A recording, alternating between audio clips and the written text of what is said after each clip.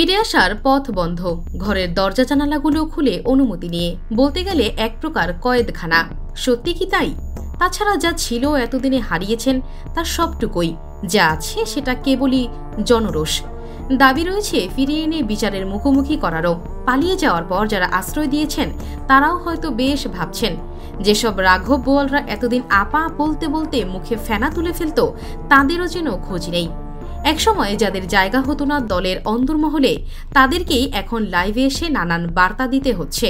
মাঝে মাঝে সবাইকে দেখে নিবে বলে হুঁশিয়ারি দিয়ে পাত্তা পাওয়ার চেষ্টা করছে। কিন্তু আপার এই হুমকি কেউ গায়েই মাখাচ্ছে না, উল্টো হাসাহাসি করে, কৌতুক করে, চায়ের কাপে চুমুক দিয়ে গাল গল্প করে। তবে আপা নাকি দেশে ফিরতে মরিয়া হয়ে উঠেছেন।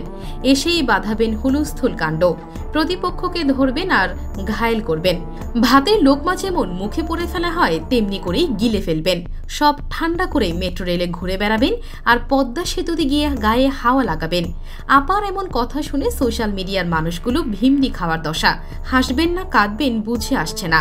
তবে আপা ফিরতে চাইলেই আপত্তি নেই কারো, আসুক না, এসে বুক চিতিয়ে বিচারের মুখোমুখি হোক।